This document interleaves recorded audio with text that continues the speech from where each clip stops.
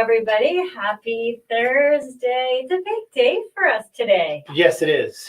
Yes, it is. We woke up, so we got that under our belts. Yay! We live to see another day and breathe another morning. So we are currently, as we are recording this, ready to go to a premiere. When this thing airs, we will be at Vanessa Dillon's COVID Collateral in Toronto.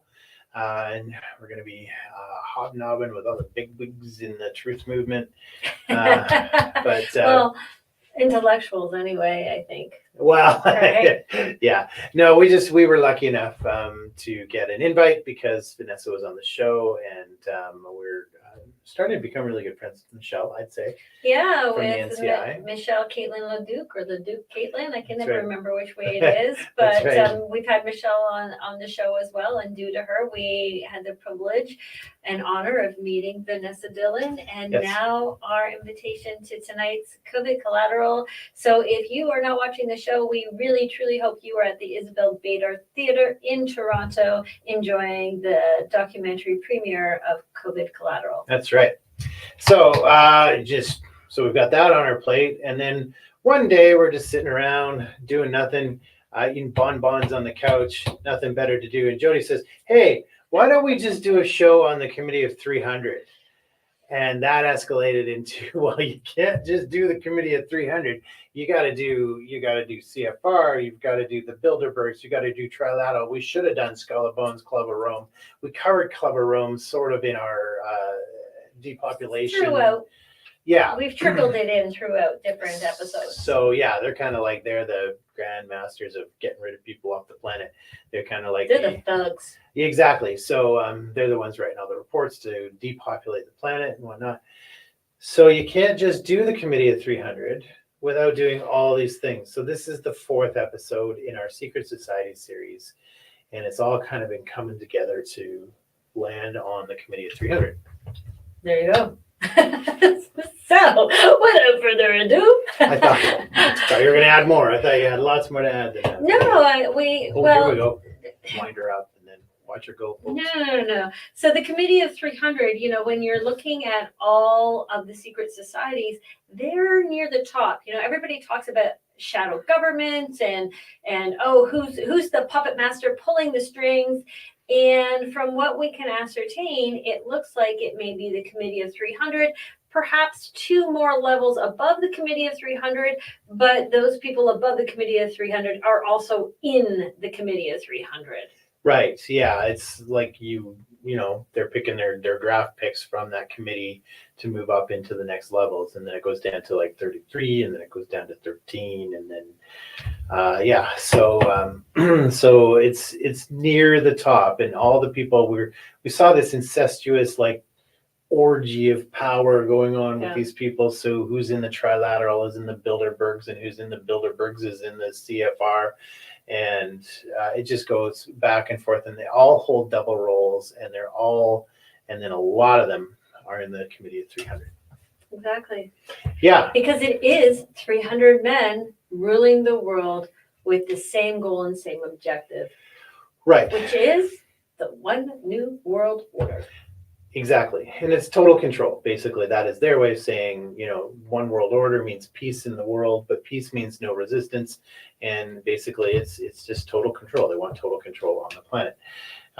So we can't do this subject justice. It's going to take 3 or 4 episodes if we want to do this correctly, because of all of the tangles and all of the confusion and all of the convolution. And the interweaving and the family trees, right.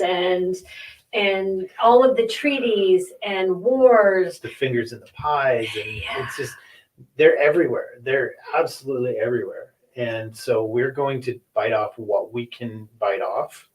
But if they've come up in conspiratorial circles, then you can probably guess that they're in Committee of 300, like the Rothschilds and the Gettys and the Rockefellers and Oppenheimers and the Stewarts and the Collins and the Lees and the Singhs and the... Exactly. And Colonel Sanders before he went to Yeah. So, So we're going to just start at the beginning. Let's start with how did the Committee of 300 start, and where did it get how did it form? And it actually started with the East India Company, which was a giant, the very first multinational corporation, and they were granted a trading monopoly in 1600 by Queen Elizabeth I. Now, trading monopoly meant that they were the only ones who were allowed to bring spices in from India and Asia and bring them to Britain. So no one else could do that. So already the spices were, as they quoted, worth their weight in gold. So they were actually more lucrative than gold bullion. Hint, hint, hint. If you're prepping for the end of the world, spices are very valuable. Okay, spices.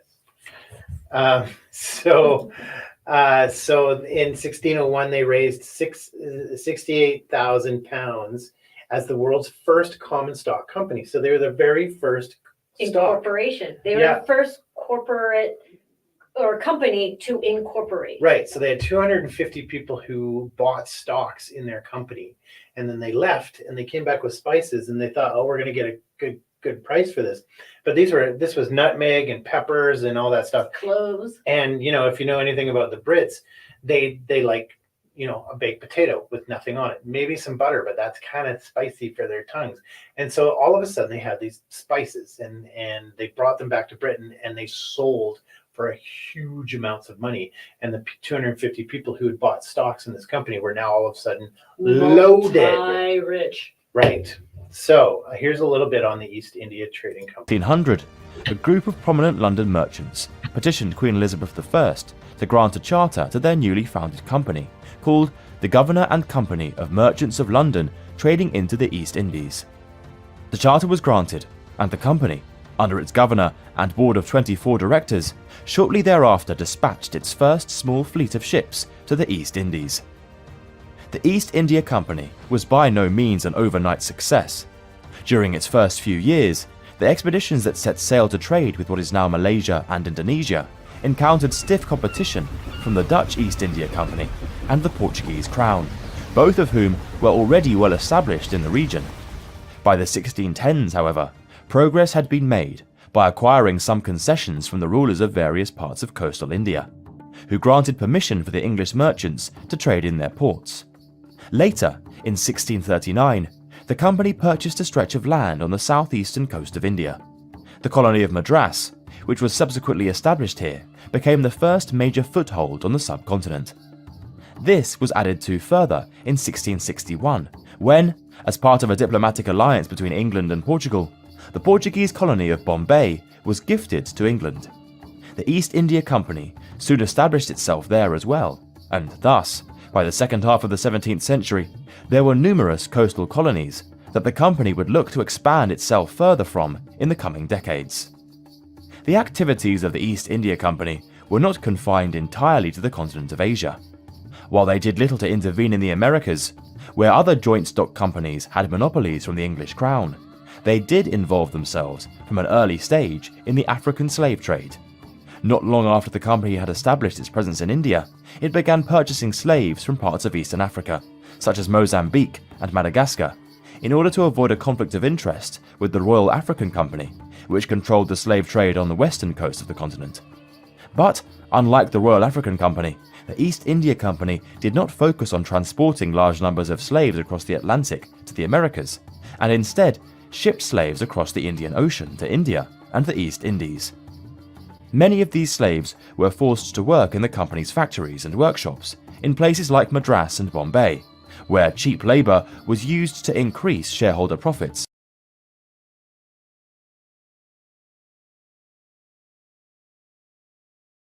Muted. I went to East India Company's website. They still trade. They have online shopping. Went through their history. They didn't mention anything about slave trading for some reason. It didn't Maybe come up. because it's got a bad name now. Yeah, did not come up. So I didn't even mention it here. They traded in Eastern spices, textiles, and not mentioned also on the site, heroin.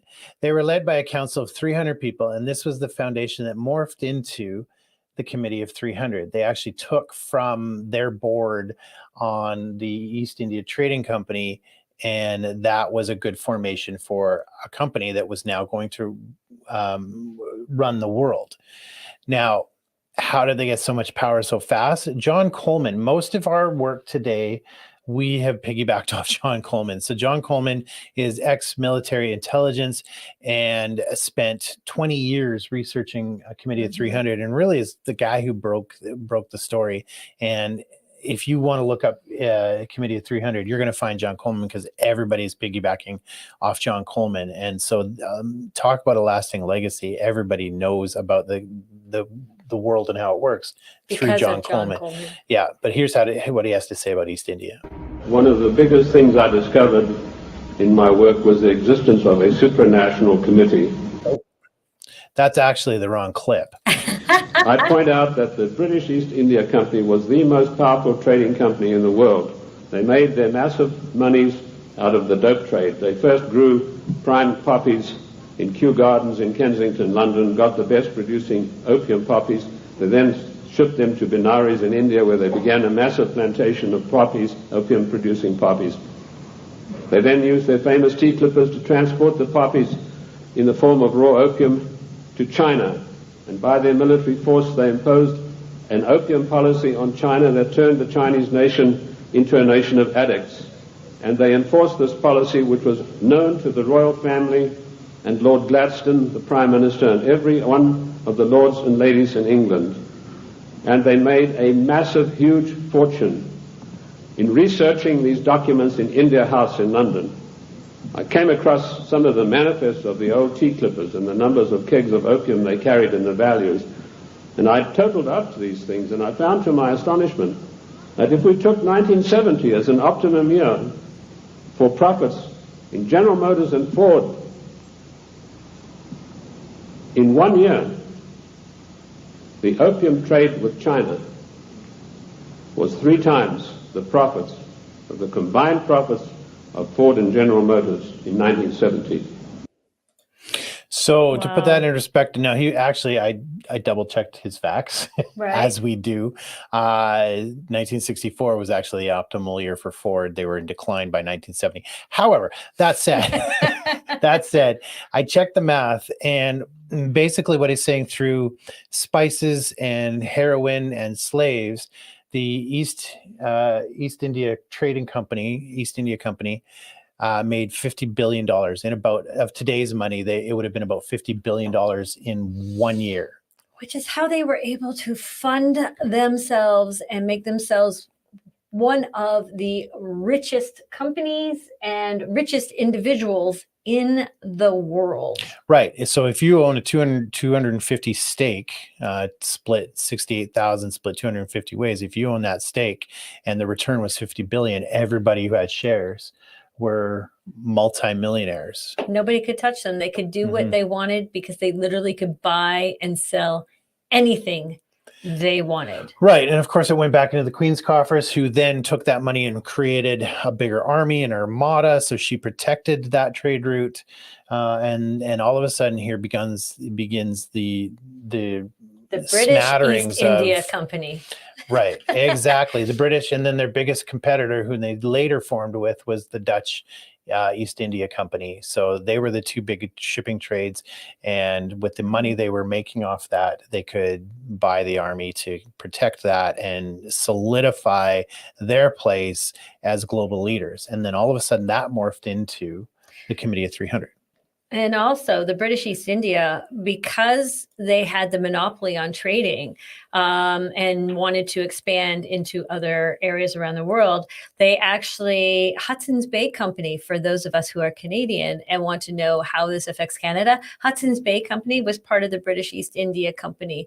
And that's how they were able to basically take over Canada and have the trading rights to trade here. Right. Also, they used the triad, which was the Chinese missionaries to get their drugs and opium out and about. Missionaries. So, yeah. The triads are like a well-known mob. Yeah. Well, they were missionaries they were back under then? the guise of missionaries back then, known as the triad missionaries. Liars. And they were for China. So they went out again, pilfering and plundering on behalf of the British East India. And then they joined forces with the US and British government, hence Right. Committee of 300. Right. And then they also formed allegiances with the Catholic Church because at first Queen Elizabeth was a Protestant. So they were overtaking the Spaniards and the Italians. And so they were, so they were at odds with them. But then there was a whole bunch of infighting from that end. And so they gained more footing there and eventually they merged. So, and we're not exactly sure when it was that the Italian mafia came into play, but somewhere along the lines they came into play, and through intermarriage and protecting bloodlines, they got their names in there as well. So the Committee of 300 is really established by a lot of Americans, Western, Eastern Europe, and Italian, and well, a lot of Italian names, and when you get into Illuminati and all of those things, there's a heavy Italy influence, of course. Exactly. So let's take a closer look. Now, here is, again, this is speculation because nobody talks, and I can't believe that we know about the Trilateral and Bilderbergers, and those guys are talking a little bit. But here is one of the graphics that kind of do the power hierarchy. They've got religion down on the bottom, and then they've got your government intelligence communities, and then your media and your schools. Underneath that, all those that gray static looking stuff, that's you. Those are people being crushed by that pyramid, I guess. And then you get your corporations like your Pfizers and your DuPonts, and and I would include like Nestle and the big companies, Coca-Cola Company and Disney and whatnot. I'd include those. And then you get your central banks, tax revenue, and interest revenue, and that's your banking level. And the banks really control everything. Like, if you want to know who's running the world, if you want to go like, well, who would the Illuminati be? Well, who is in the Bilderbergers and the Trilaterals and the CFR and the Committee of 300, and also runs banks. And you combine all of those things. Anyway, above that is the Committee of 300. They are running the show, and they run those think tanks like the Club of Rome and the CFR, and we've covered. If we're using acronyms that you haven't seen before, go back and watch the other episodes because they all actually have to work together. And then above that is the Crown Council of 13, and we've learned that that kind of is where the Privy Council lies, and then the world monarchs. Exactly. That's one version of the power structure. Down here's another one. This is kind of the architect of the universe, they call it. There's secular humanism, then Masons, Blue Lodge, White Masonry, and then the York and the Scottish Rites. So the two different, the left and the right wings of Masonry. And then communism they stick in there, and then Grand Orient, B'nai B'rith, the 300, the Committee of 300, and then it says it dwindles to the Council of 13. After 33, the 13, and then again probably the monarchy, but that includes the head of, or Satan. Yeah, that's really where that big eye lies, and they've both got that right at the top, the eye, the grand all-seeing eye of Sauron, so that's kind of how the power structures work. So you can derive probably what you want from those two hierarchies, and figure out pretty much how it works. And then here is the Committee of 300 financial control, where they've got all the banks, and then you've got the G7, the G20, and the G30, and nobody really even looks into those. We have several times, but we haven't really reported on them. No, but they come up now and again. Yes. They come up. And then, of course, we say above them are the BIS, the IMF, and the World Bank. We always say that. And then the City of London Corporation. So it all kind of comes back to London. Yes, and what we found out is that the City of London Corporation is the one organization who actually knows who all the people are in the Committee of 300, because all of the money that is collected through foreign trade and treaty agreements and donations, etc., all gets separated out through the City of London Bank, and then they shoot it offshore to Cayman Islands, Switzerland, etc., etc., etc. So they are the one and only organization who knows exactly who all of the members are, Yes. only because they are the bankroll or payroll for everybody. Exactly. So, to show you why we couldn't possibly do this in one show, here is the network of how the Committee of 300 works. So, over on one side there, they've got the British and the Dutch East India Company, and then they run opium through there, which they still do, by the way. Exactly. The drug trade, the arms trade, and the slave trade is basically how they make all their millions and billions and trillions of dollars. Right. And it's escaping my name, but we talked about authentic media, and we borrowed that. We coined that term from, or we borrowed a coined term from, a journalist who had died, and he got killed basically for reporting on the fact that the CIA was using drugs to fund their arms race. Correct. And so he reported on that, and he died. Now, his name's escaping me right at the moment, but we will rectify that on another show. And that happens here too. They do that through the Bronfman family here in Canada, who also don't really get reported on. Yeah. Oh, well. Yeah. We maybe are should healthy. have We are taken- not suicidal. We are. Yeah. I have no sad thoughts right now. No sad thoughts. We are not Right. suffering from depression. Life is good. That's not the sort of thing that gets you killed. Announcing the fact that they've got a joint operation with Trudeau in a poppy factory right here in Ontario. That's the sort of stuff that gets you in trouble. So we should check our brakes before we leave. True story, by the way. So just back to this structure.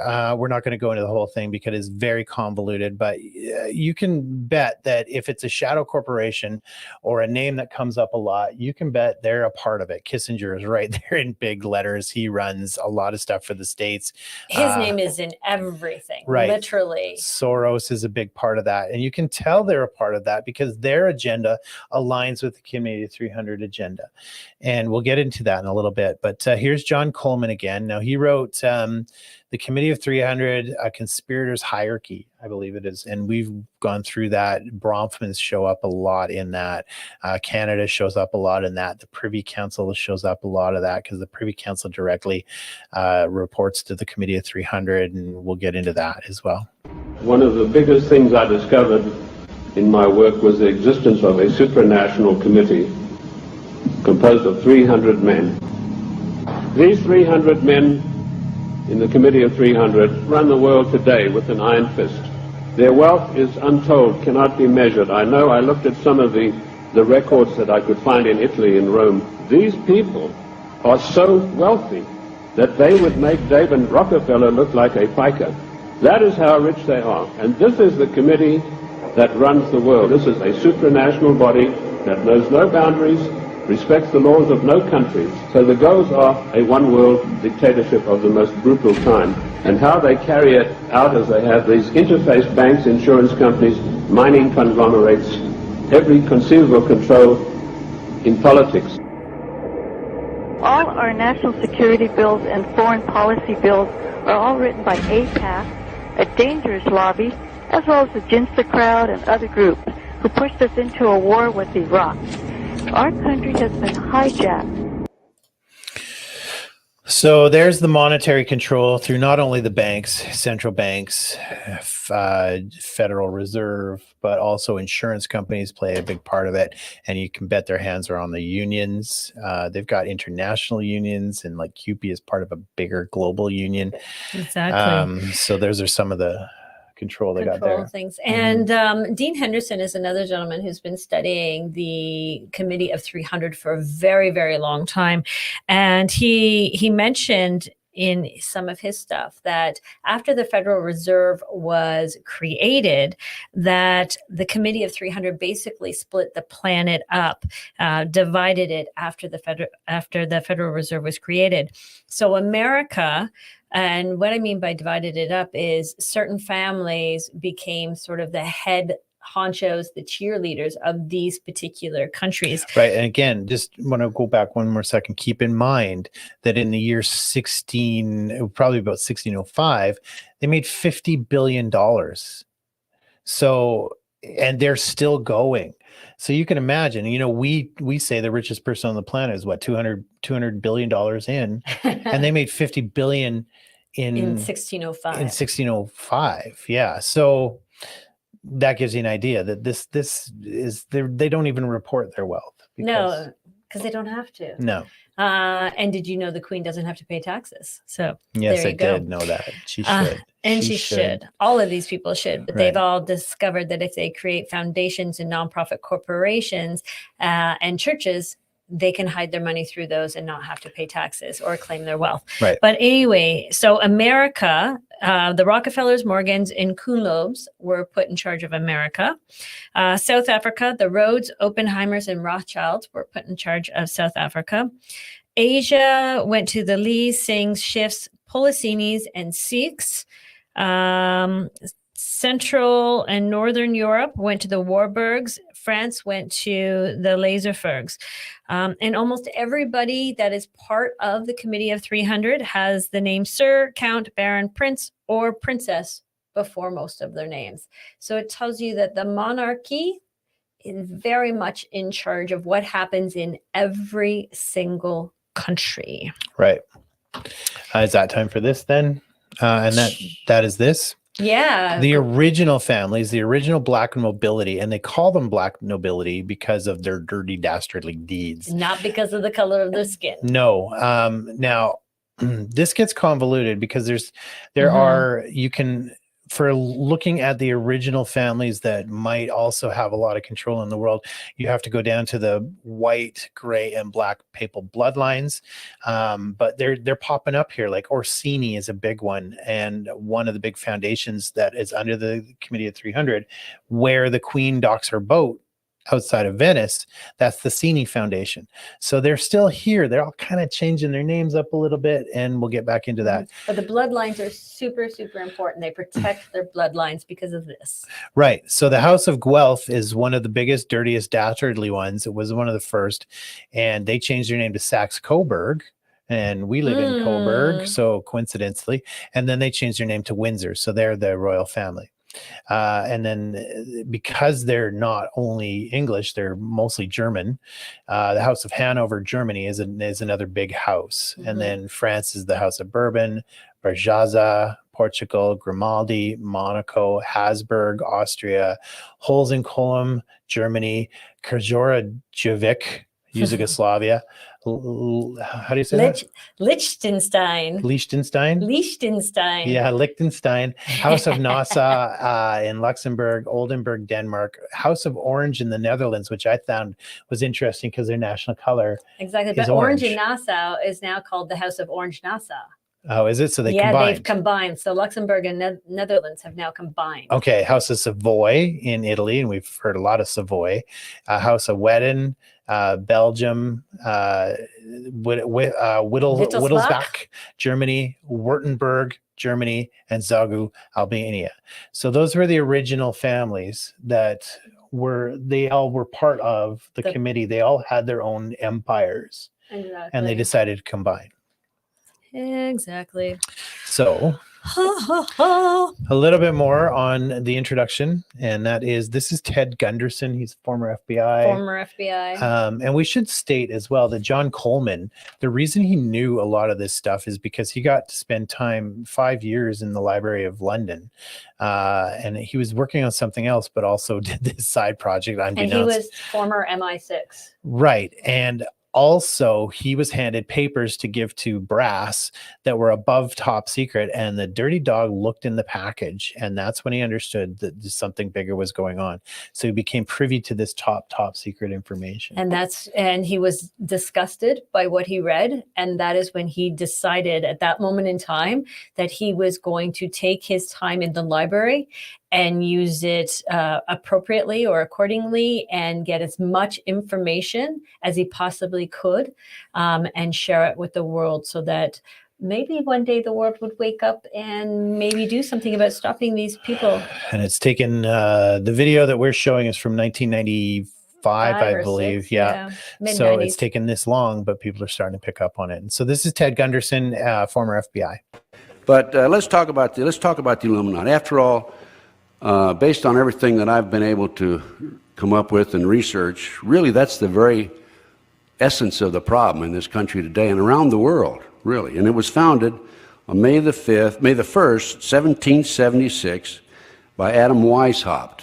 He was a German, And the basic philosophy of the Illuminati was superior beings with superior intelligence have the right to rule those less gifted because the masses don't know what is best for them.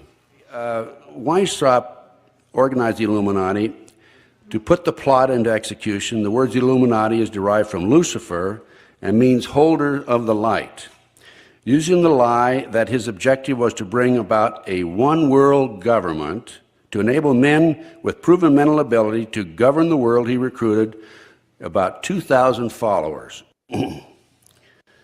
And these included the most intelligent men in the field of the arts and letters, education, the science, finance, and industry. He then established lodges in the Grand Orient to be their secret headquarters. And Weishaupt's revised plan required his Illuminati to do the following things to help him accomplish their purpose. Number one, use monetary and sex bribery to obtain control of people already occupying positions in high places in the various levels of all governments and other fields of human endeavor. Once an influential person had fallen for the lies, deceits, and temptations of the Illuminati, they were to be held in bondage by application of political and other forms of blackmail and threats of financial ruin, public exposure, and physical harm, and even death to themselves and to their loved ones. Well, we know Jeffrey Epstein did that for sure, and he was big into that community. Some say he was on the Committee of 300. Some say he was Mossad. Yeah, so finding all this information is convoluted. And these are people who were on the inside, so they have inside information, and you really can't get into it without having some sort of inside track. We can speculate and whatnot. We can put the pieces of the puzzle together as best as we can. We're really good at that. But at the same time, you've got to gather the sources, and there's always conflicting dates and conflicting bloodlines and conflicting. So some people will have the bloodlines as this and other people will have the bloodlines as that. And bottom line is not really that unbelievable that there are people who want to control the world. And sure, it's been happening for hundreds and hundreds of years, and they're really good at it now. Exactly. Did you know what people like us are called? Plebes, useless Paranoid. leaders. Oh, paranoid. And oh, do yes. you know what the definition of paranoid is? It's I don't know. Got a big paranoids. No, it's the ability to connect the dots to assume a situation. So dots that seemingly are unrelated, you are able to connect together to put together the actual piece of the puzzle. Well, I think that's what paranoid is. The dictionary would word it a little differently. Ability to connect events that are seemingly separate. That's Right. how the dictionary puts it. Right. They frame it in a psychosis kind of way, but Yeah. sure. Yeah. So now one thing that we're going to pass over quickly on is this, and this is the Order of the Garter. So these are the King's Inner Council. So basically, if you know your Sun Tzu, and you know your art of war, it's all about spies. And everywhere the Commonwealth has a country, they have a privy council. And I just listed 3 here, but there's still 50 Commonwealth countries. Correct. It's voluntary now. They don't have to, by order of the king, stay there. But one thing that we discovered that we didn't know before was the Order of the Garter. And the Order of the Garter is the oldest and most senior order of chivalry in Britain. Each year it's celebrated with their possession and service in the grounds of Windsor Castle. So maybe it's obvious that we should have known it. But these are the inner sanctum, and it's the king, some royal family, and 24 of their most trusted knights. And it could be anything from business people to government to entertainers who they see as a trusted knight. So it's 24 plus the king, plus however many, might possibly make 33. I don't know. Anyway, and then we've got in Canada, we've got the Privy Council, and we've got the King's Privy Council and then the Privy Council. So we're still trying to work out the secrets of the Privy Council because they tell us there are none, and that we're just being paranoid. But everything we read mentions Privy Council and gives them more duties than just ceremonial. Right. So there's two levels of the Privy Council, and the designations are honorable and right honorable. And it's usually the prime ministers that get it right honorable. But then a few bankers have also got that as well. So it's not just reserved for government officials, because Right. Mr. Is it Mark Carney, or no, who was in there that, yeah. No, Mark Carney's not in No, there. who was it that we saw in there? I think we said it on the Wilson, last I show, believe Gordon Wilson or something like that. which was a shock to both of us, because he is not in the government in any way, shape, or form. No, And yet there believe he that's who it sits was. on the Privy Council. Right. Now, Mark Carney isn't officially part of anything other than the Royal, Chatham House, the Royal Chatham House Institute of rules. International Affairs. But he's also the governor of the Bank of Canada and the governor of the Bank of England. So, Mark Carney, who is the forefront, it's a toss up between him and Dominic LeBlanc to go in the spotlight. And if he doesn't want to be in the spotlight, I understand why. But Mark Carney is, he's a guy to keep an eye on, because he's not our friend. And also how they split up the duties, especially of the bloodlines, is those who are considered smart, top smart, they are automatically put into all of the banking rules. Those who are considered not as smart, they're put in the intelligence roles. And intelligence roles, ironically, and intelligence roles doesn't just include, FBI, MI6, CIA, or military. It also includes media. Right. So think of all the top dogs in the media. You've got the Anderson Coopers of the world in media. When we were covering off the CFR, his main daughter, I can't remember the gentleman's name, but his daughter Julia, Associated Press, and another one. Freeland. Also a Rhodes Scholar, but also a journalist whose grandfather was a Nazi, who was a journalist. He was a propaganda master for the Nazis. So just something to be aware of. You wonder how they're able to pull a lot of their stuff off. It's because they own the media, and the media is one of their propaganda tools that they use. And it's also one of their mind control tools that they use to keep the masses dumbed down so that you don't rise up against them or figure out, hey, there's more of us than there is of you. And if we stopped working for you and stopped building our prisons, we would actually be free. Right. So what do they want? Basically, there are many different people who have many different goals. They have many personal motivations. So we're not going to get into all of those. You're probably right when you say it's because of this. You're right. There's a group of them that do that. Or you say it's because of this. You're also right. There's a lot of also rights in this. But the main people, we believe that they're Luciferian, they're Satanists. They want to bring down God's creation because they hate God and they hate everything God made. Yes. So that's probably the ultimate goal there. For the rest of them, they want a perfect world that serves them, and they want to remake the world in their own image because they want to be their own gods. They have now risen to the point where they believe they are better than everyone. They call themselves the Olympians, which are, Greek gods. So what do they want? New World Order backwards equals own. Own. They want to own you. They want to own the world. You will be happy, and New World Order, nothing. Exactly. And they will own you through the banks, insurance, politics, military, science, and mining. And did you also know that they have happened to appoint since 1919 every single president and secretary of state? Did you know that? Who are also related, by the way. All the presidents are related to the king of Luxembourg. Yeah. They pick their presidents based on bloodline first. Yeah. And how easy they are to manipulate. And after that, when you become president, you are forced into another secret society called the Society of Cincinnati. Interesting. Where they, who knows what they do in the Society of Cincinnati, but just another branch of the Committee of 300. But another goal and purpose they have is to crush the middle class and the constitutions of each country, because those are the only two stumbling blocks in their way from complete domination.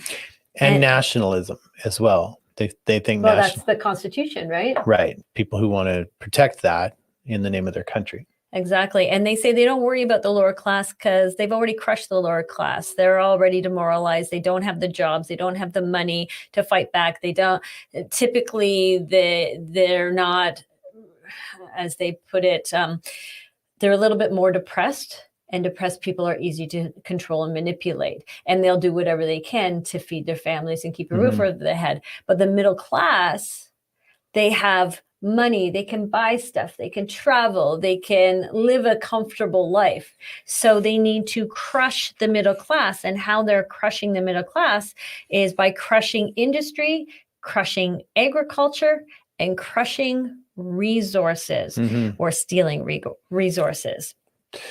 These are the outcomes. We've got a list of goals here that we put up, and it's funny because we've talked for hours about the different things they're doing. This is a very succinct summary of what they're doing. I thought it was a really good list. It's a great list. That's what I meant to say. 21 goals. So, so they want a one world government, a new world order with a unified church and monetary system under their direction. Well, what have we been talking about?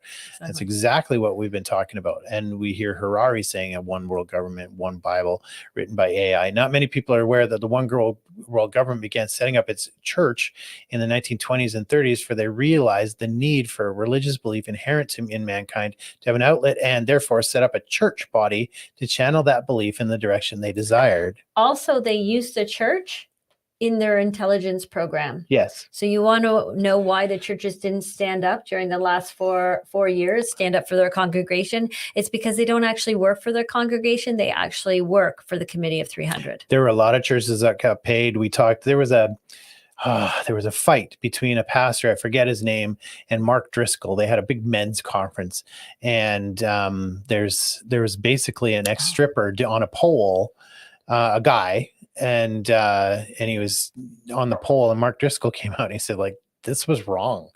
And the pastor told him to get off the stage, and they had a big public— Told Mark to get off the stage. Mark Driscoll, yeah. And anyway, long story short, pick your pony, I don't care. But the thing is, I looked them up, and this big pastor advocated for they went to prayer for swift vaccine rollouts, whereas Mark Driscoll said you do No not way. take the vaccine.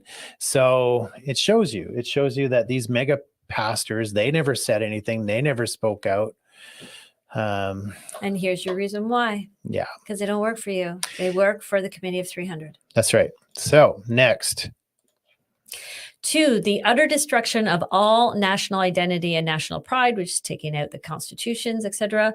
3, and also that's why the mass immigration is happening everywhere, because if you've got people coming into Yes. a country that aren't loyal or bred there, then they don't give a shit about national identity or national pride. As a matter of fact, they care more about their own national pride. They will work against yours to be a cancer within your own country.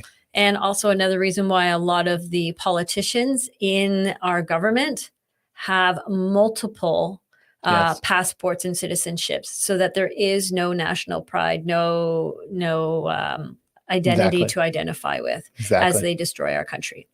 3, the destruction of religion, and more especially the Christian religion, with the one exception, their own creation mentioned above. 4, control of each and every person through means of mind control, and what Brzezinski, and we introduced Brzezinski to you with the CFR, called technotronics, which would create human-like robots and a system of terror, besides which Felix Brzezinski's Red Terror will look like children at play.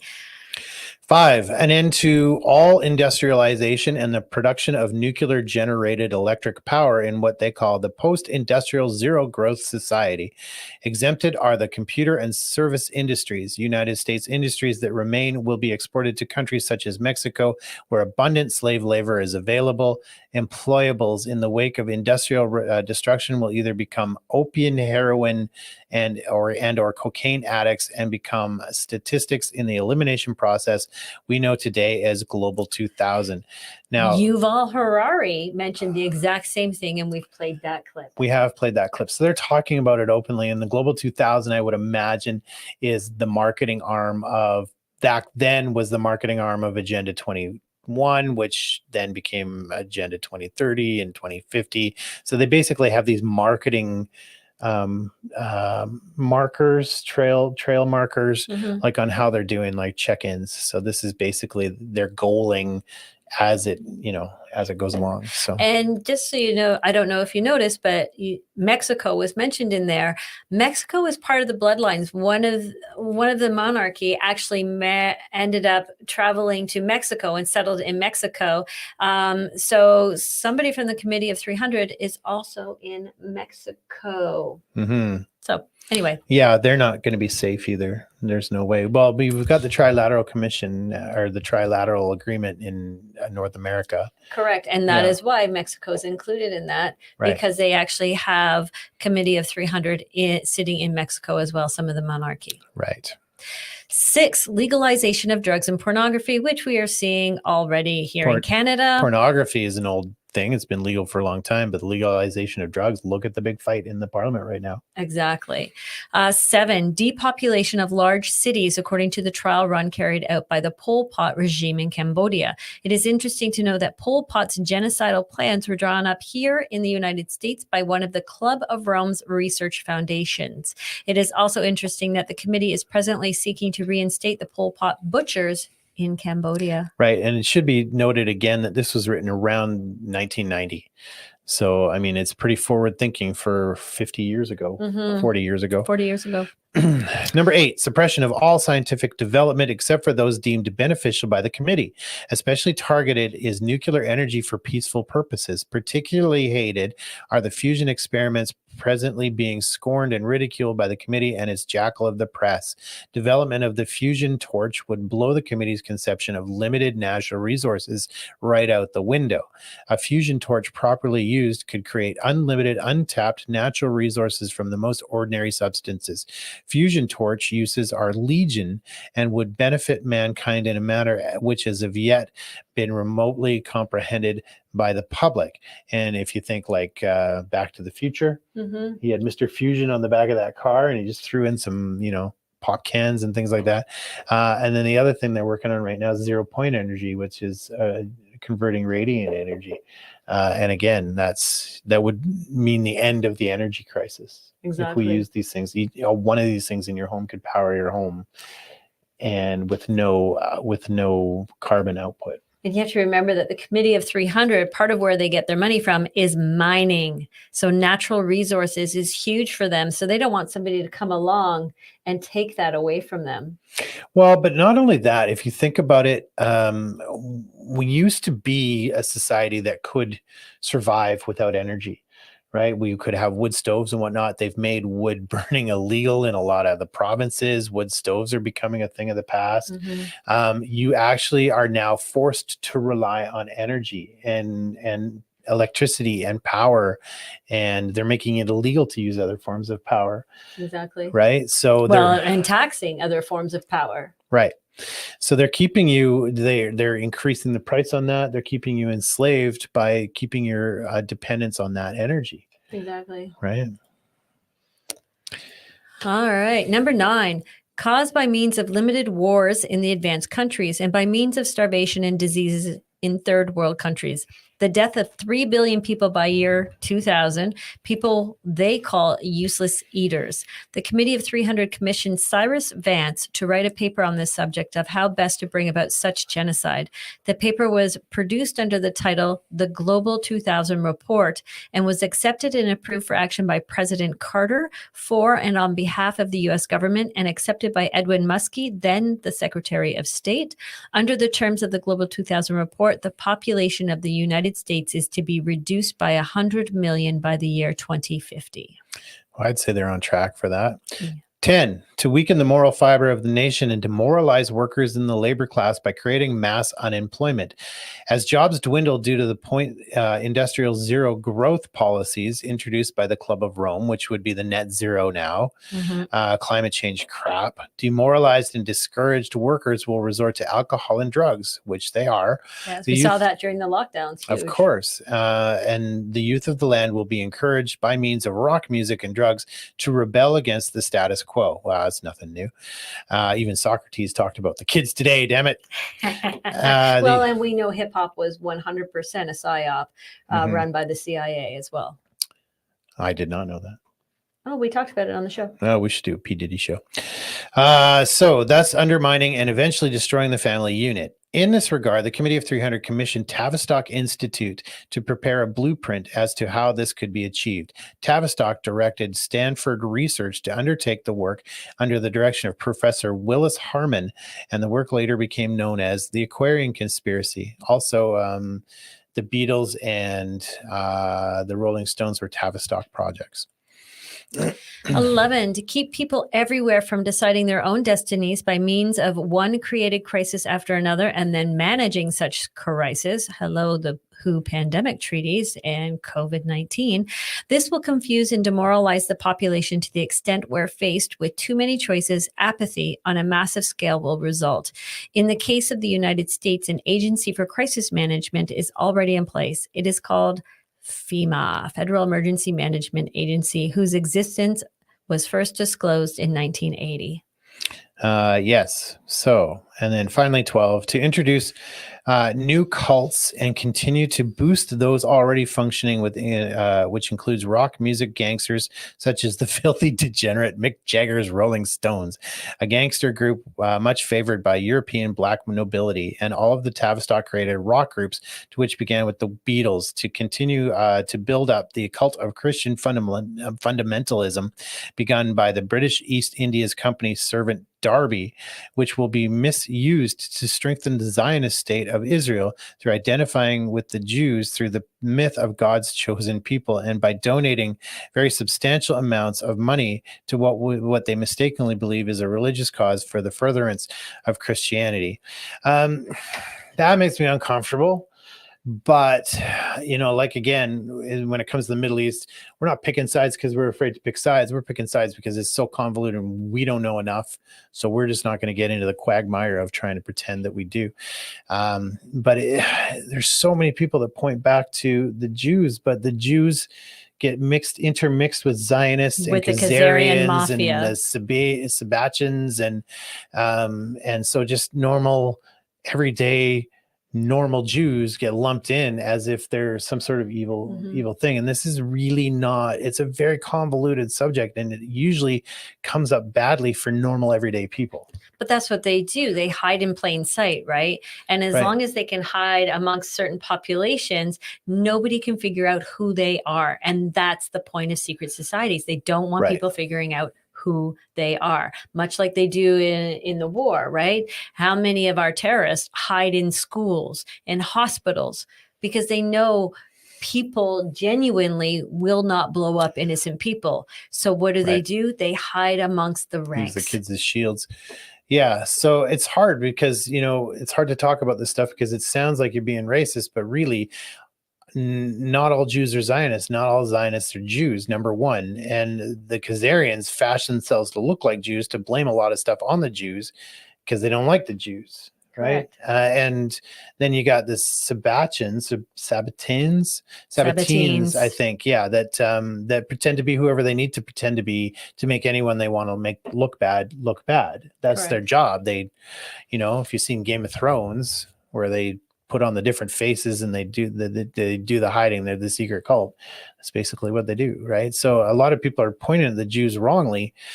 It's not right. It's not right because it's a big satanic secret cultish movement that is all about politics and world control, and that does not necessarily point to the Jews, but all these people want to do that without question.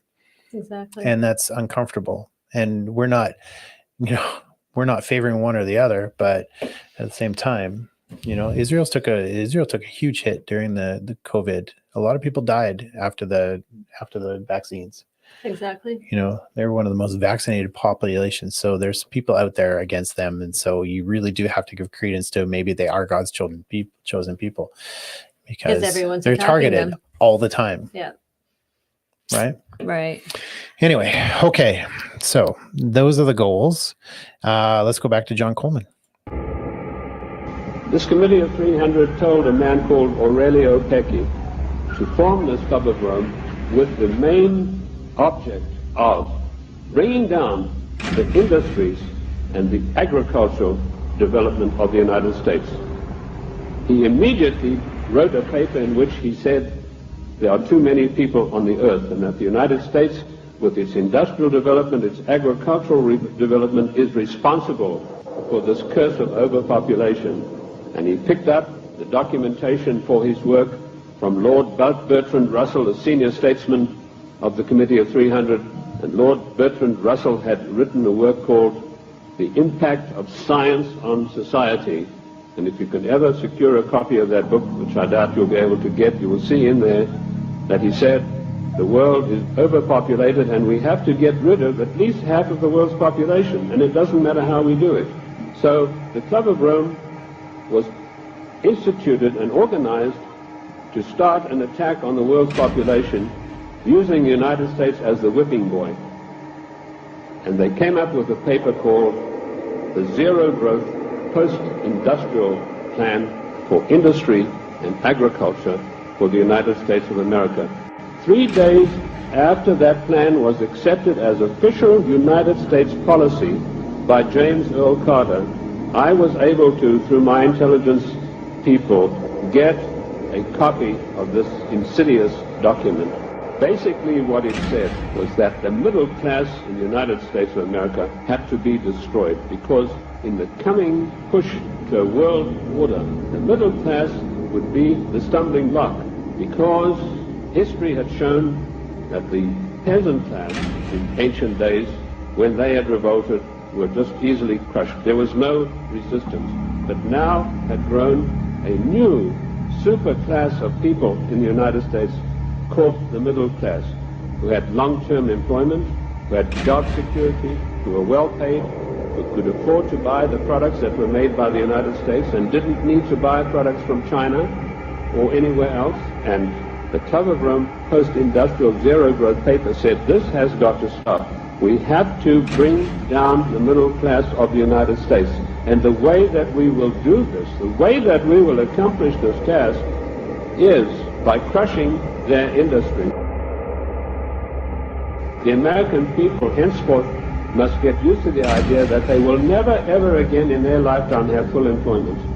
What a scandalous thing that our government is fully cooperating with this organization built up by the Royal Institute for International Affairs to destroy the middle class of the United States and to add to the policies of global genocide.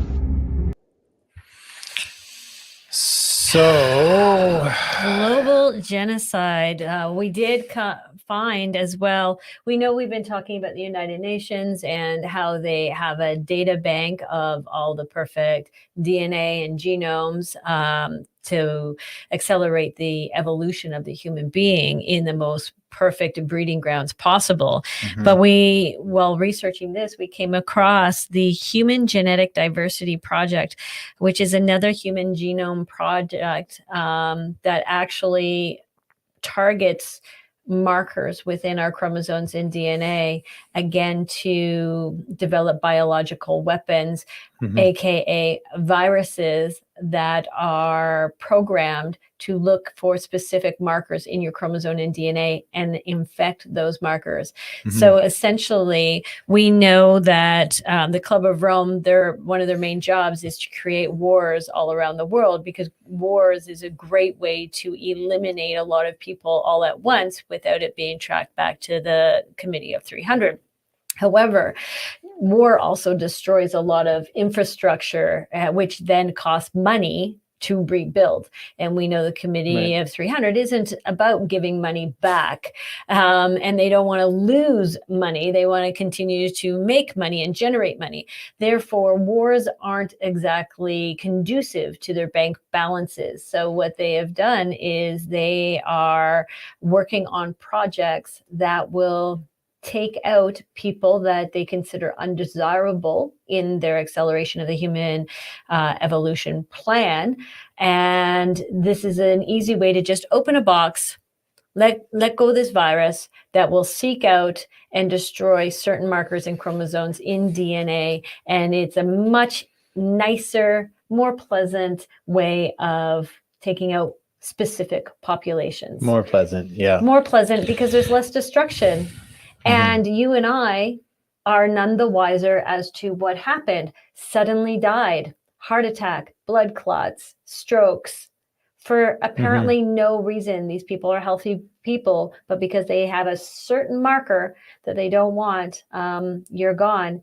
And the very first people they studied this on were the Palestinians. And guess what? The Palestinians have a different marker, one different marker than Israelis. And the Israelis were working on that. You can see why they would. They're surrounded by the enemy. If they all decided to get together and come after Israel, Israel gets wiped out. But I'm sure there is a deeper, darker agenda and a deeper, darker host than that. But the scientist who, this was 15 years ago. I've known about it for 20 years easy. Exactly. But now they're actually talking about it. And it looks like AIDS was part of that. Malaria was part of that. Cholera was part of that. And I don't know for sure, but I'm guessing COVID-19 was probably part of that now that information and evidence is starting to roll out into the masses, right? And the documents being released now. Again, the scientist who actually whistle blew on that is, he slit his own wrist. Yeah, in the woods by himself, apparently. And the autopsy report and report surrounding his death has been sealed for 70 years. What? Sound familiar? It does. Anyway. So we wanted to save on or end on this because, we've talked about unemployment. You go watch Jeremy McKenzie. We've talked about this on the last show. He talked about how all of the immigrant workers are now getting subsidized. So they're undercutting their own people now. So they're pricing their own people right out of the market. They're bringing in more people. They are denying people work based on vaccine status, and then yet they're bringing in scabs from other countries and subsidizing and giving them places to stay and paying for this and paying for that, and not demanding that they be vaccinated either. No, so none of that. So they're basically they are working against their own country. They're treasonous terrorists. There's no other way to put it at this point. Our government is working against the people. They are the enemy of the people. They want to bring down Canada, and that's one of the ways they're doing it. But we wanted to save this portion for last so people can start really seeing how in a nutshell, the economy is being destroyed from within. And this, ladies and gentlemen, is an eye-opener because it gets right down to the nitty-gritty of your everyday life in the cities and towns across the United States. Now, let us dispose for once and for all with the words that have been implanted on our minds, like isolationist, and you are for restricted trade, and you are against global trade. The United States of America did not grow great on global trade. The United States of America grew great on the hard labor of the people who lived in those days and the wise protection barriers put up by President George Washington, because immediately after the war they tried, the British, to try to down the United States through so-called free trade, which is nothing but piracy. Free trade, ladies and gentlemen, is a one-way street which allows other countries to dump their products on our markets to the detriment of our own people. That's what free trade is. It's strictly a one-way street. The trade barriers were increased by Lincoln, Garfield, and McKinley, and all three presidents paid with their lives for that policy.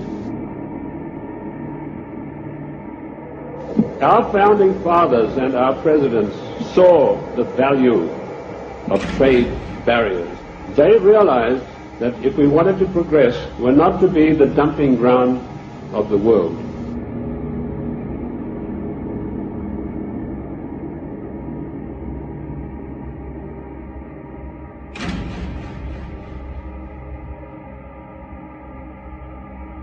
And the only way this country is going to come back is to bring manufacturing back home. I'm sorry, I'm not an isolationist, so Sure. it's not about that at all. It's about putting America first, and we have to do that. This isn't free trade.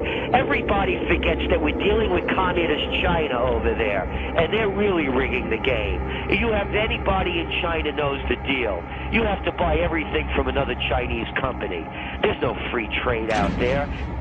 You know, we drove by a giant Walmart, and I said, that is a vacuum cleaner. That is a money machine, a money vacuum cleaner. It pulls in all this money from the local community, and at midnight, somebody pushes a button, and all that money goes to Bentonville, Arkansas. And then 15 minutes after midnight, another button gets pushed, and a good chunk of that money, probably 50, 60, 70% of it goes to China.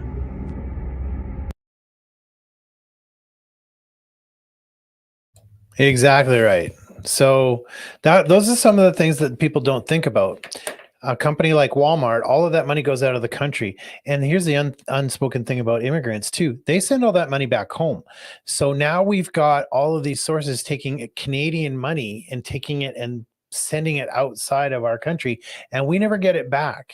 So that is eroding our economy from within. And those are the things that we're not talking about. Now, what do we do for output? Well, nothing. We've sold our resources to China. The mining was the big one.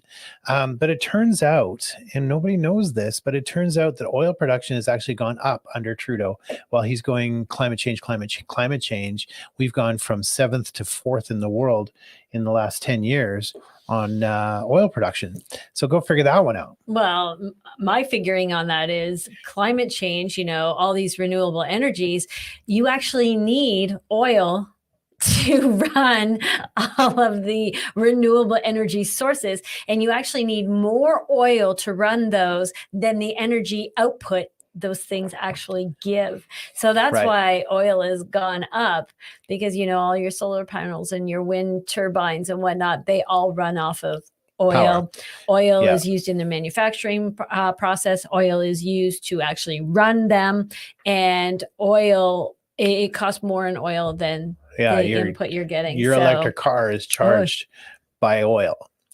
So There's no bigger scam on the planet than this climate change crap. no, exactly. They've just added more steps. Exactly.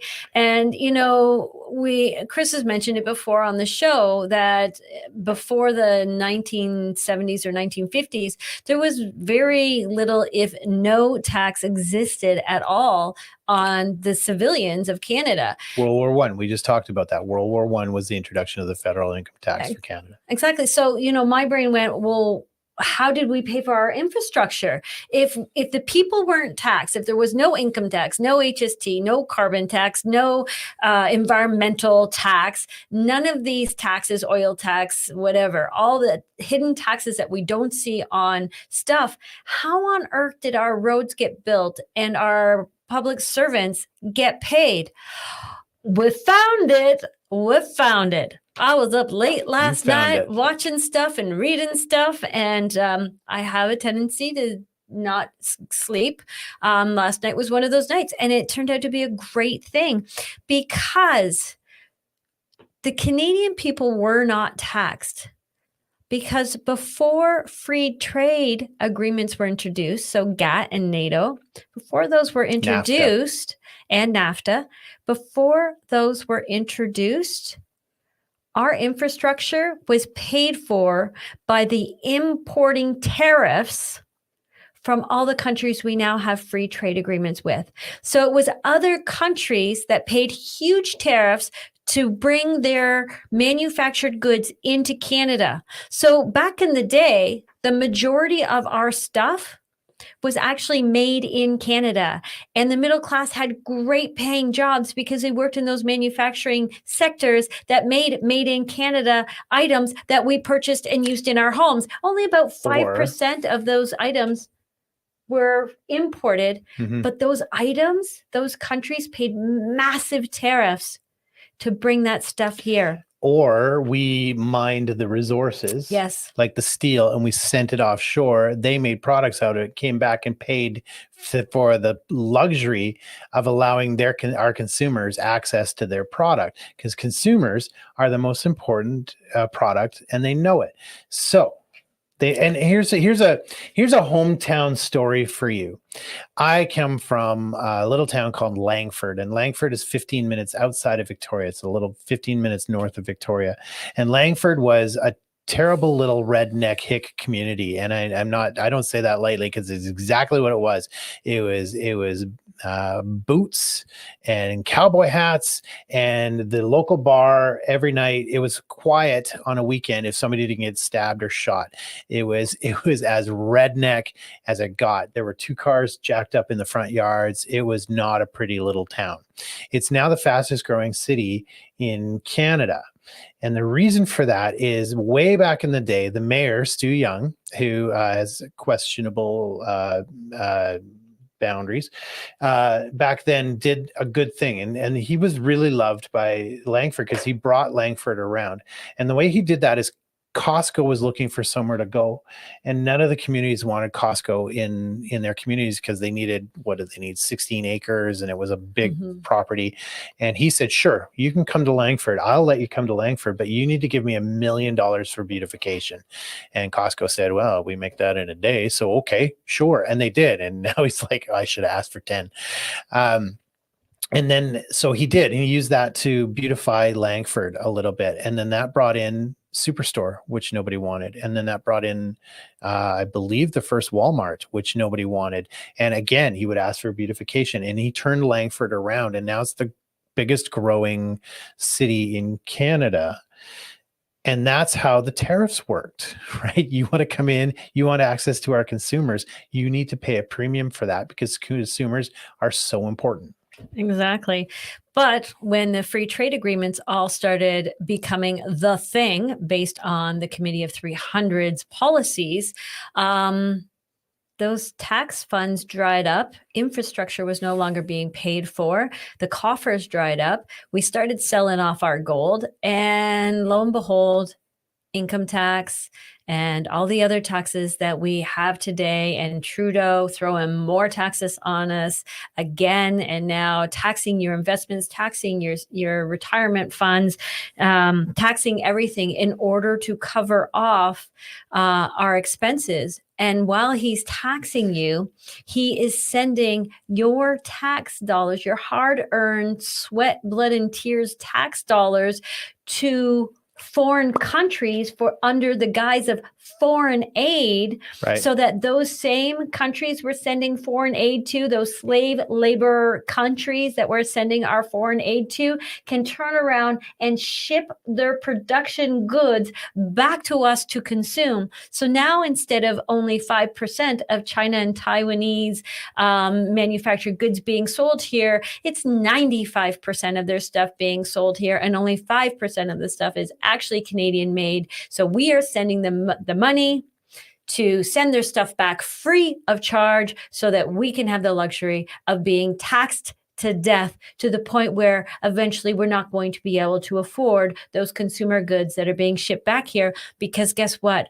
All of our manufacturing jobs are being shipped away as well with our foreign aid dollars. So now we have no good paying jobs. We have makeshift jobs. Oh, 4 million new jobs were created. Yes. And those were flipping burgers and being doormen at hotels, right, which you cannot afford to stay at nor right, eat.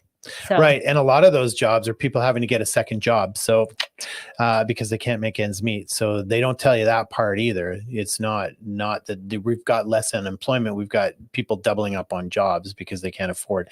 Remember, it used to be the dad would go to work and he'd come home, and the wife would be, "Wait, your brother comes home," and but she would take care of the house, and she would take care of the kids, and she would, and that sounds. We've And made you had this, lots of kids. We made it it wasn't sound, 1 or 2 kids. It was like 5 to 10 kids. right, and we was make normal. it sound like it's so demeaning for the women that they had to stay home, but they were the core of the nuclear family. They were the most important cog in that entire family, and then They it kept society rolling, Right. and educated and respectful. right, and they stayed on their kids, and they made sure that their kids were brought up right. And they were healthy, mentally, physically, Right. emotionally. Because the healthy. mom cooked a healthy meal and took care of them, and so, and then we bamboozled women into thinking, well, you're not, you deserve to be out of the house. You're You not deserve lesser more. than the man. And then we convinced them that yeah, we're not lesser than the men, and forgot to tell them that what you do is really super You keep important. society rolling. Right. And didn't tell them that really what we want you to do is get into the workforce so we can just create another Reason to tax consumable. people. Yeah. And so they go work part-time to make them feel like they're, they're their own people and They're independent. contributing to Right. society. And then it had to be that it wasn't voluntary, that they had to get a part-time job just to make the ends meet. And then it wasn't a part-time job. And then the mom and dad both had to work, and you start losing grip on the kids. Start and losing then- grip on family and relationship. Right. And now the mom and dad are working. Sometimes you have to get 2 jobs and you still can't make ends meet. And now you've lost Right. relationship between mom and dad. Right. Mom and dad are fighting all the time because they're exhausted all the time. And there's still not enough money to put food on the table, Right. clothes on little Johnny's back, and send them to all the sports and daycare and all of that now has happened Right. because of this. Round it out, and you've got teachers who can't make ends meet. And now you've got teachers that are compromised and destroying kids from within, and the parents are too busy to do anything. They're rushed around. They plunk their kids in front of the TV, and they get Disney and Netflix, further indoctrinating them. As somebody It's a mess. said on my Yeah. Facebook the other day, you expect me to go out to rallies and protests? I have kids that I have to raise. I have a full-time job. Then I'm running kids all week long. By the time the weekend comes, I'm too exhausted Sure. to care, or too exhausted to go to that rally Sure. and protest. Right. And I said, well, if you're too exhausted, who's going to stand up for your children? Right. Well, And you are, that's- apparently. That So- is exactly what has happened. It is the Committee of 300's ultimate goal: destroy, destroy, destroy. Right. And they've done a really great job because we are too exhausted, and because we felt that we needed to take care of our neighbors next door before we actually took care of ourselves. And our economy has gone to shit. We are now taxed beyond belief. Our family system, our nuclear family system, has gone to shit. It's all fallen apart. And we are in Right. a mess unless we stand up and do something. So then you get quickly. these people who, nationalism is good. That combats the globalism. So I'm all for nationalism, but then you get these people waving these F Trudeau flags and yelling and screaming F Trudeau at the top of their lungs. And it's like, we've said it before. What Trudeau's are you not your yelling at? enemy. No, he's everything MK Ultra would come to hope for in a project. Exactly. But what are you yelling at? And we've said this so many times now before on the show. You're dealing with the symptom and not the problem. And if that's what you want to do, go work for Pfizer because you're a good candidate. Right. And so, yeah, so we've shown how they're destroying the economy just to further their own advances. We've shown the different aspects as best as we can. I don't think we're going to do much more on secret societies. We're crazy. We're when exhausted right now But- about secret societies. But Yeah. you want to know who your enemy is. That's the That's point. it. You keep asking people, who's your enemy? I keep asking, who's your enemy? Oh, it's the UN. It's the Trudeau. World Trudeau's got to go. No. No. No, you need to know your They enemy to take your all- enemy down. They all got to go. And Trudeau is just a symptom or a tool of the real enemy. And unfortunately, until you stand up and solidify your stance and put that stake in the ground, you're also your own enemy. Well, and that's the thing. It's not their prison. It's your own prison. And that's the problem. When people say we're going to win this thing, I'm starting to go, no, we're not going to win it. We're not going to win it I'm because still a yes girl. Yes, we are. But you don't want to win it because you don't want to win it. You want your consumables, and it's being a consumer, and it's that consumption that keeps you in prison. And that's the thing. If we stopped buying all of the things that we don't need on a daily basis, they go down tomorrow. Pull your money out of your banks. Their money is their lifeblood. You're paying them to hold your money. Exactly. That's the bank. You are Take paying your money them to out of hold the your bank. money. Take your Hold it money out of the yourself. bank. Right? And so I don't think people want that enough. You want freedom, but you don't want to walk to the gas station to pay cash. You want to pay at the pump. You want freedom, but you can't get off the phone for a day. You want freedom, but you can't stop shopping at Walmart. And Or I get Amazon. it. I get it. If you don't do that, you could give up Amazon. I get having to be at Costco and Walmart for a while because we have to ease out of this globalism and nobody can afford anything. But do you need to shop on Amazon? Let's take Amazon down. Right? But nobody wants to do that.